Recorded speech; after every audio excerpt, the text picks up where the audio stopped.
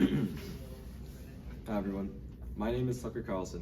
Tonight we're sitting down with Republican presidential candidate Logan Johnson, a bold face for change in a country that has been hurt by rising costs, crime, and government that doesn't seem to care about the average American under Joe Biden. Johnson is ready to make America strong again, so let's find out how he plans to stop the radical left from ruining our country. Now, first question is, many Americans' prime concern is inflation and the rising cost of living. As president, what steps would you take to stimulate the economy and create jobs? Sure, so first of all, thank you for having me on. It's a great honor to meet you, Mr. Carlson.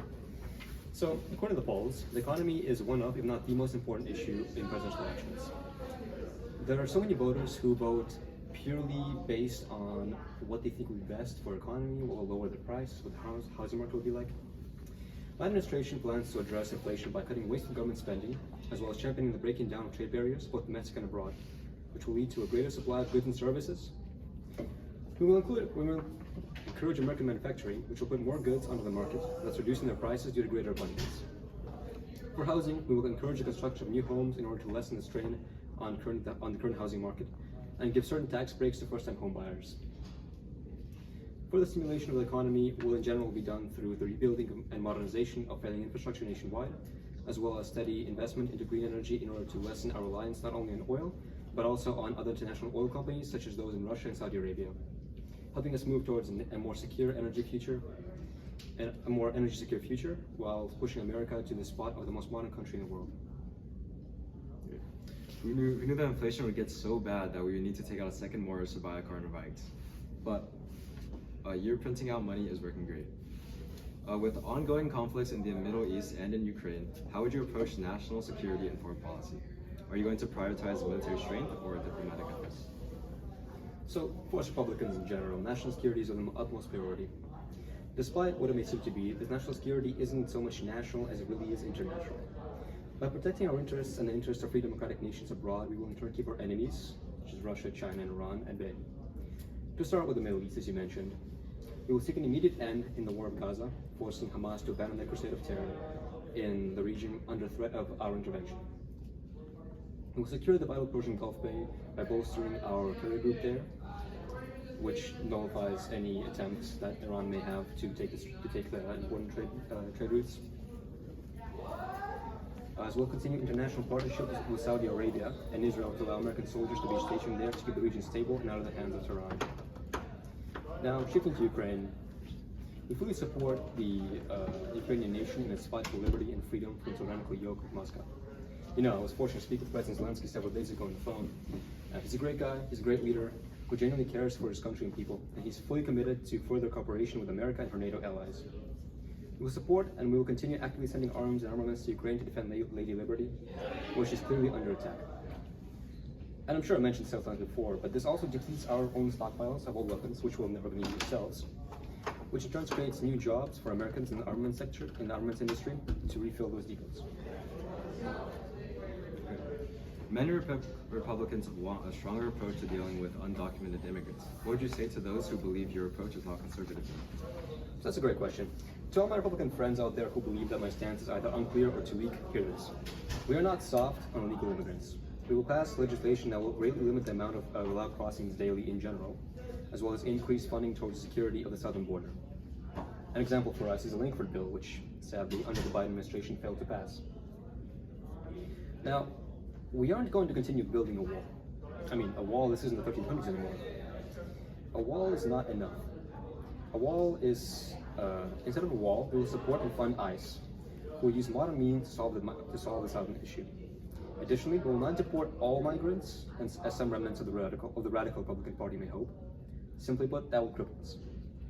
These immigrants make up a huge section of our working class, and large-scale deportations will result in our economy to tank. And I don't think anyone wants that. However, we will deport those migrants who come into the U.S. and commit crimes, for they do not come here searching the American dream. We will make our cities and countryside clear of such illegal migrant crime, and we will bring security where it is lacking. It's fascinating, isn't it? If you break a law in this country, there are consequences, unless, of course, if you cross the border legally, then it's a welcome party. Free housing, maybe even a voter registration card if you're lucky. The Biden administration is all for over What is your opinion on the Affordable Care Act? Are you pushing for a full repeal of Obamacare, or do you support certain aspects of it? So thank you for that important question. Obamacare has played a significant part in the healthcare of all Americans since its signing, both Republicans and Democrats.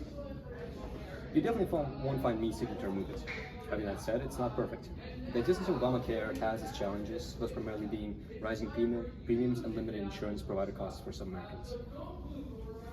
Our healthcare system should prioritize affordability and accessibility, as well as a high standard of quality and speed of service. I would tweak the Affordable Care Act by giving individual states greater flexibility in order to adjust Obamacare to how the people seek it for themselves, while also keeping certain provisions such as protections for pre-existing medical conditions. Healthcare is not a partisan issue, it is a human issue. The Johnson administration will focus on passing legislation that will ensure Americans get the care that they need and deserve without lighting their wallets on fire. Here. Now, let's be honest, the Affordable Care Act has been about as successful as a vegan barbecue. Sure, it sounds nice in theory, but in practice, it's a disaster. Premiums are through the roof, and the only people that are winning are the insurance companies. Now, let's move on to abortion. Abortion is a very divisive issue in American politics. Do you think that social issues like abortion belong under the control of the state or the federal government? It's abortion. It's a very delicate topic for a lot of people. My conservative view of small government says that this issue should be left to the states and the states alone, where people can more directly vote on whether they want it legalized or outlawed in their own states. But let me say this loud and clear, I do not support abortion. As a man of faith, I believe it's a sin that sits heavy on the hearts of many. However, as an American, I place freedom above anything else, and though some, including me, may not like it, that includes the freedom to have an abortion if a state so chooses. Alright. It's amazing how the left wants the government to control everything, taxes, healthcare, schools, but suddenly when we get into abortion, they're all about individual freedom. Where's the consistency with that?